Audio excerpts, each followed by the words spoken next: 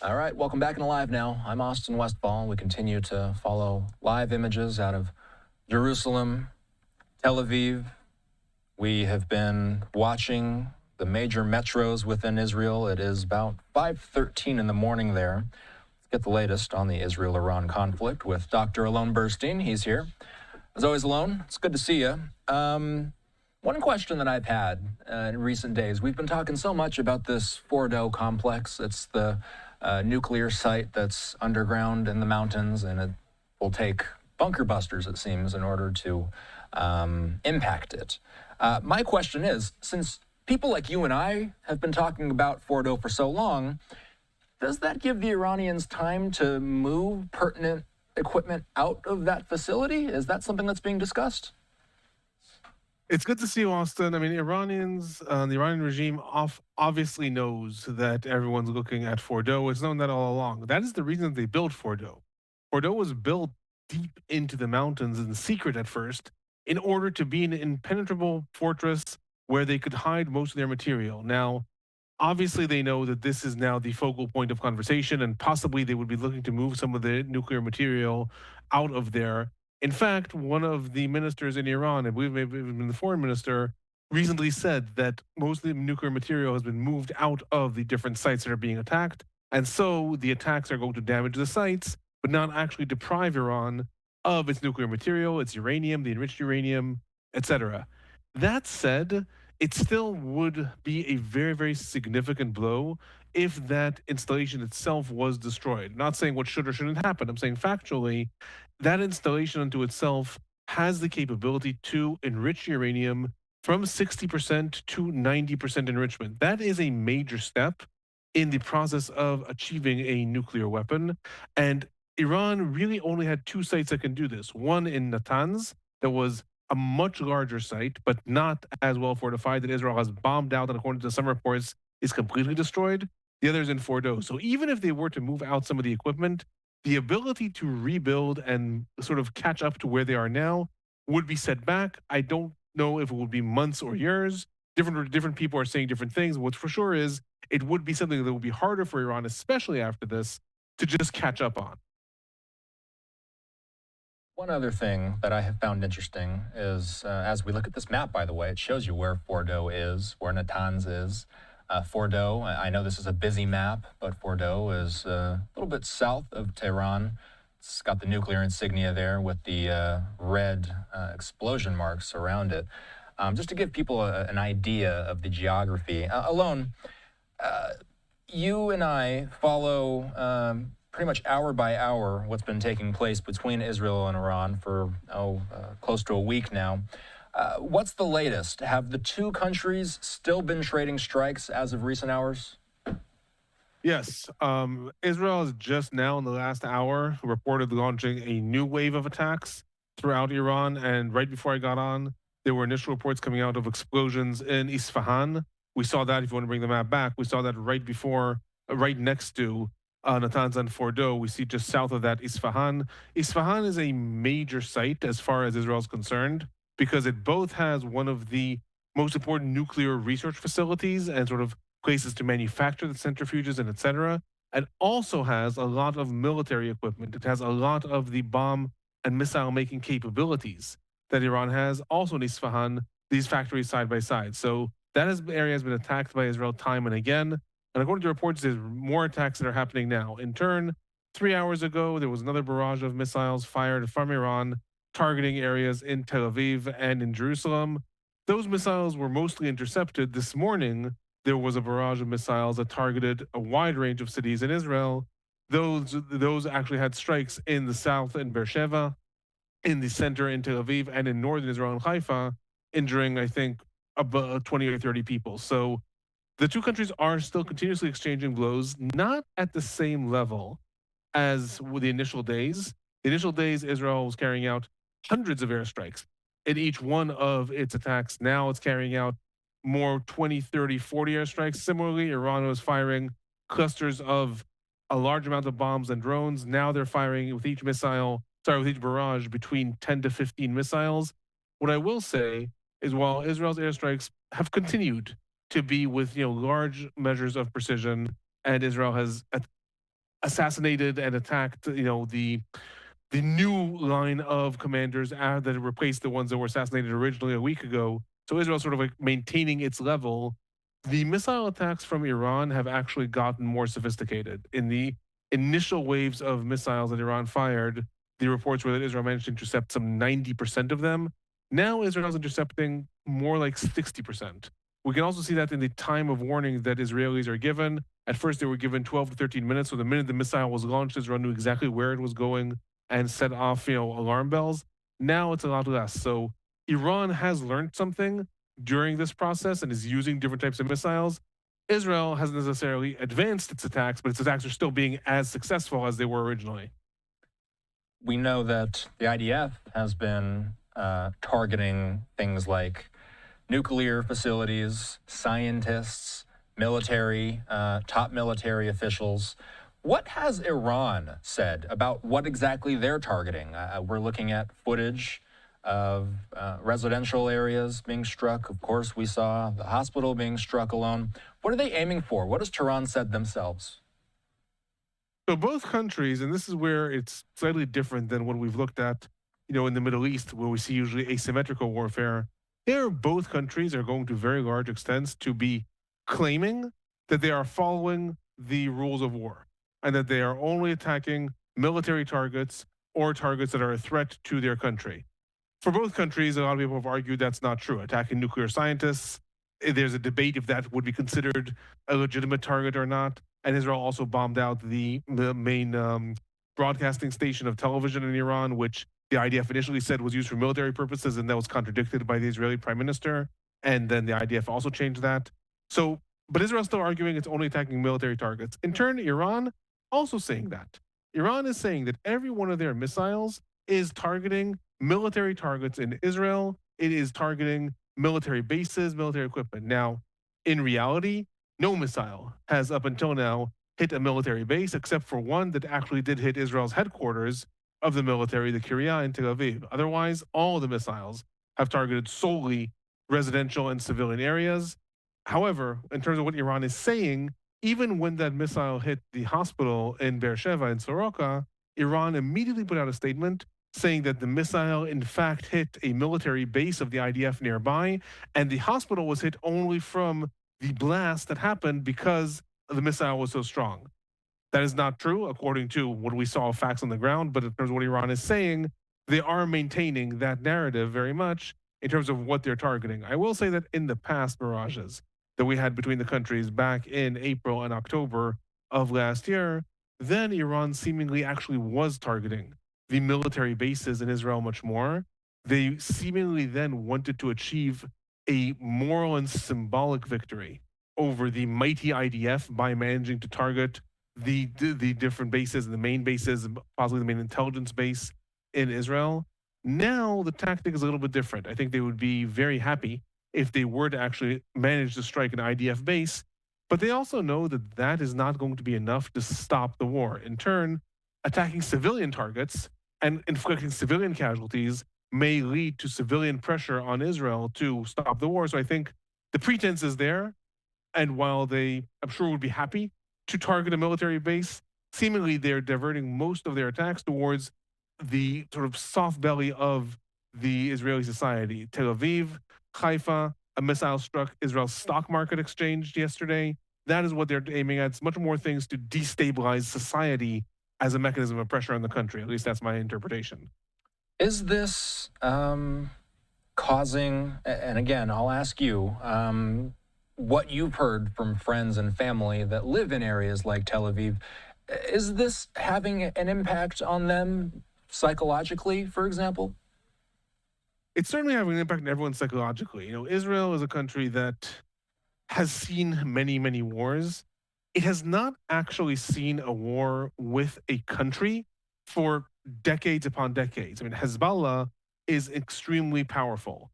Hamas, we saw October 7th, extremely powerful. Even so, they do not have the arsenal, the weaponry arsenal that countries have. They do not have the ability to absorb attacks like countries have. I mean, again, the amount of firepower that Israel's already thrown at Iran, it threw at Lebanon more, but it threw at Lebanon more throughout the course of a year and a half.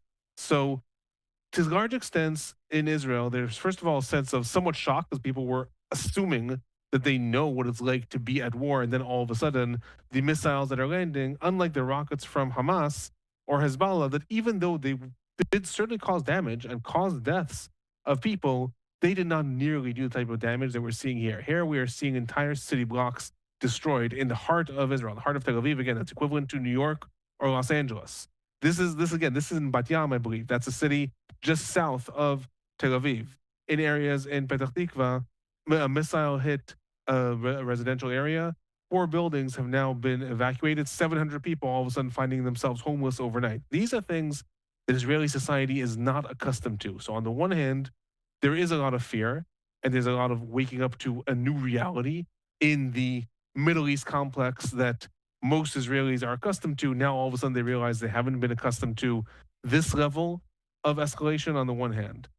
On the other hand, until now, and remind you, we're only a week into this escalation with Iran, but until now, Israeli society is very, very much by and large united behind the justification that Israel has in attacking Iran. Again, I'm saying from Israel's perspective, right or wrong, that's up to the viewers. From Israel's perspective, Israeli society is very much united behind that mission of destroying Iran's nuclear capabilities. It's not nearly as divisive as the situation in the Gaza Strip. I will say that there are questions that are starting to be raised by Israelis about the end game, because while everyone was in awe of Israel's initial attack, and you and I were seeing it live, and we were also in awe, we couldn't believe what Israeli army and Mossad managed to pull off. By now, questions are being raised. Okay, but if you cannot take out Fordo by yourself, if the United States will not participate, so what is your end game? Are we just going to continue now attacking endlessly? Like, those questions are starting to be raised, but I don't think in any way that would compromise the backing that there is in Israeli society of the war at this point. One more thing I'll say, because it's a question that's being raised constantly by people, the question of regime change in Iran. Okay, so that's in Israel. What's happening in Iran? And pretty much like I said, I was suspected would happen at the beginning, like in Israeli society, in Iranian society, there are many people who are against the regime. There are many people who are critical. There are many people who've seen mass protests against the regime in the past.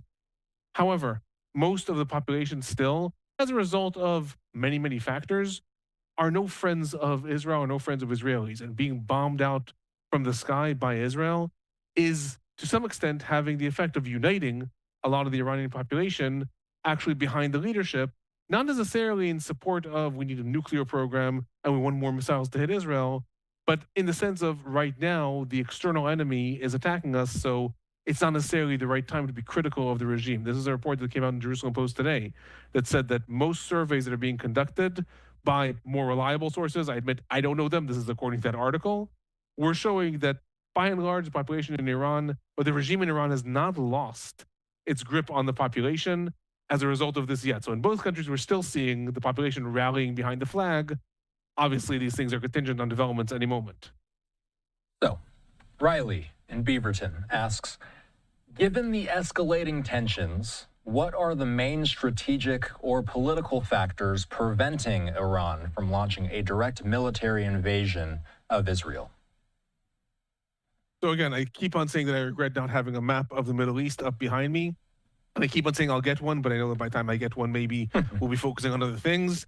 The main thing is first and foremost geography. Between Israel and Iran, we are talking about some 2,400 kilometers. That is well over 1,600, 1,700 miles.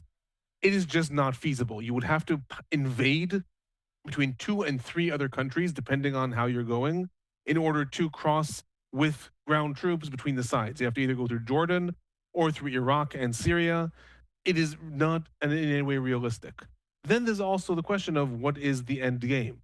Iran has a much larger military force. Thank you for bringing that up. There you go. Iran has a much larger military force than Israel has in terms of numbers. But in terms of its equipment and the quality of that military force, Iran's Air Force, for example, largely relies on old Soviet planes. They are not up to speed with Israel's new planes that it has largely gotten from the United States. Similarly, its tank force is very, very outdated. So if it did come to ground invasion, Iran has the advantage of numbers but it would not realistically achieve anything really in such a confrontation. Similarly, I'll say also that Israel would have the technological advantage if it were to somehow manage to teleport ground troops to Iran, but at the same time, it wouldn't necessarily achieve anything. Iran is a huge place by comparison to Israel. We're seeing half of Iran on the map here compared to Israel. So both countries don't really have a lot to gain by launching a ground invasion of each other. I will say that I would not be surprised. We've seen Mossad agents on the ground in Tehran. I would not be totally surprised if Israel were to launch, for example, commando raid units into possibly even Fordo at some point in order to try to neutralize it. I'm not saying there would not be any ground activity, but conventional militaries attacking each other on the ground, it would be very surprising. Let's talk about the White House. That seems to be one of the biggest questions at this point alone is where is President Trump going to go from here? He said yesterday that within 2 weeks, we will have an idea of where the U.S. will go from here. What's the feeling from what we've heard from the Supreme Leader, from what we've heard from the Israelis? Are they anticipating the U.S. to get more involved in this eventually? I'll say first of all that from U.S. President Trump, we have, as is typical, heard completely contradictory things, and some might look at this as a strategy. Some might say this is proof of the lack of a strategy. Regardless of what it is, over the last week and specifically the last 3 days, we have heard completely contradictory things, leaving us very, very lost as to what Trump might do. We have heard 3-4 days ago Trump saying Israelis are moving very fast and Iran would be smart if it would come to us and sign a deal now. Then there was even an invitation that was issued not by Trump, but in the name of certain U.S. officials, saying that Iranians would even be invited to the White House if they wanted to come talk. Then all of a sudden a turn was taken, and Trump said that he's tired of talking, that he doesn't want to talk to Iran anymore, and then he put out a series of tweets, among them saying unconditional surrender and saying that we are building up and Iran's running out of time and they have to come back on their knees. Then we had that statement of like, well, essentially saying we're now going to give 2 weeks to diplomacy. So we don't know. We don't know what Trump is thinking. Again, is this all a diversion strategy, wanting us not to know what he's thinking while there's an accurate plan and a day of attack or a day of declaring a ceasefire? Or does he himself not know yet? We don't know. In terms of what the leaders on both sides are saying, in Israel, there was reported at least a very, very big assurance about 3 days ago that the United States is about to enter the war. And Israel was starting to report on that as if it's a given fact. They were saying the quotes coming out of the Prime Minister's office were, it's not a question of if, it's a question of when. That the United States is going to come into the war, the United States is going to assist in destroying the site in Fordo, and everyone was anticipating that. Now, all of a sudden, with Trump saying 2 weeks for diplomacy, we're hearing different voices coming out of Israel. They're not sure. The United States will make its own decisions. They don't know. But I will say also that Israel is, in my own interpretation, possibly trying to actually apply some pressure on Trump, because in Israel, while they are saying that, well, it's Trump's decision, he can do obviously whatever he wants, they're adding, but if Israel has to do it itself, it will likely take between 2 to 3 weeks at least. And that's a way I would say of implying to Trump, you like to end wars, you like things to happen fast. If you don't join, you can leave it up to us, but you're now going to see this dragging on for 2 to 3 more weeks. In Iran, in turn, I'll just add and what's going on meanwhile from Iran's side. In Iran, in turn, we have seen that on the one hand, there have been a lot of reports that Iran has sent messages to the negotiators in Qatar, in Oman, in Bahrain, asking the sides to come back to negotiations. On the other hand, publicly, the Supreme Leader has said, we're not going to come begging. We're not going to come begging. We're not going to come begging to Trump. An interesting thing happened today with 2 reports. One was a meeting that happened between the foreign minister of Iran and the foreign ministers of Germany, United Kingdom, and France. This was a regularly scheduled meeting, but it's an interesting avenue to bring Europe in. And a second thing that alongside the side saying we won't talk, we will talk, we'll never talk, there was a report that came out yesterday saying that Steve Witkoff, U.S. Special Envoy to the region, has actually had several direct conversations with Iran's foreign minister, Abbas Araghchi, since this escalation began. So while everyone's saying we won't talk, we will talk, I would guess that the U.S. is actually talking to Iran quite regularly about how we get out of this. Let's get to Andy in Washington. What's to say Iran won't buy nuclear weapons from China or Russia? Alone, let's say that there is, and this has been a conversation actually that's been happening lately, is can Israel somehow, some way, borrow a B-2 bomber from the U.S. in order to use one of those bunker buster type of bombs? Well, can Iran get a nuclear weapon from an ally? So technically it is possible. Historically, though, we haven't really seen countries sell nuclear weapons to other countries. There's a lot of international reasons for this, chief among them being international treaties that stop the proliferation of nuclear weapons. We've seen countries give assistance to other countries. Israel's nuclear reactor, France is the one that sold it the initial materials in the 60s. And then we know North Korea obviously was aided by China and et cetera. But even North Korea, as a close ally of China didn't just give a nuclear weapons. It didn't just sell a nuclear weapons. They were developed in North Korea. So one of the reasons for that is this international treaties that really, really restrict countries' abilities to do this and would bring them under almost automatic sanctions and condemnations that countries just wouldn't want to face. Another one is strategic. Countries, for all that they might be willing to help other countries get nuclear weapons, most of the countries that have nuclear weapons themselves are very happy to be the ones of a small elite club that have nuclear weapons that other countries do not have. We see this in India and Pakistan. Once one country has, their rival automatically has to have. So if you're in a situation where you have nuclear weapons, chances are you may not want another country to have it. So it is technically possible, but it has not happened historically. So I would be surprised if all of a sudden it started to happen, because also Russia and China, I'll just say, they are very happy to do business with Iran. There's no ideological connection there, though, with the exception of being rivals of the United States and more Western powers.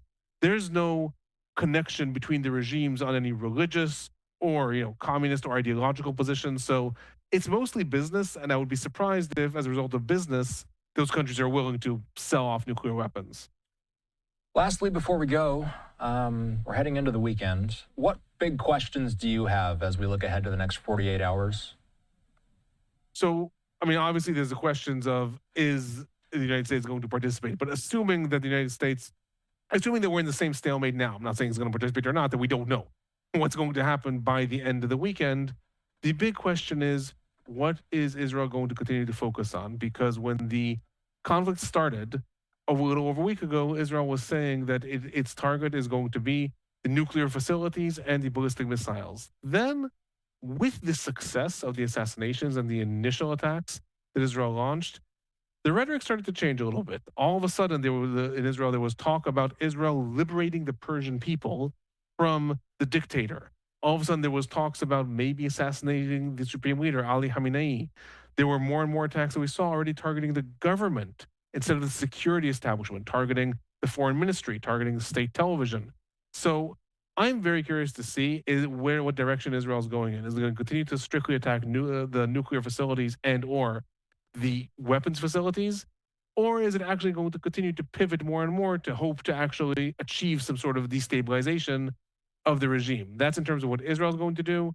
From Iran, I'm not going to I don't expect them to start targeting different things, but they might be starting to use different types of weaponry. Iran does have stronger missiles than they have sent in the past, and they just yesterday started using what we call cluster missiles, which is missiles that as they come close, they explode into lots of different smaller explosives, so it does more carnage. Those are the things I'm looking at on the weekend. Is Israel going to continue to expand its target bank? And is Iran going to continue to expand the use of the weaponry that it's firing? Alon, as always, we appreciate your time. Alon uploads his own Middle East updates regularly on his personal YouTube channel. You can look him up. Alon, good to see you. We'll talk soon. Thank you. Have a good night. You too. Okay, so live look at the White House. We've continued to monitor these live vantage points, by the way, of Israel and, of Jerusalem and Tel Aviv. Haven't seen anything in the skies above Tel Aviv, but we have, as Alon has alluded to, we have heard of UAVs being intercepted in recent hours. Just haven't seen anything on our cameras. Bringing things back stateside here, 10:37 in the nation's capital, 7:37 out west. We're back in a moment.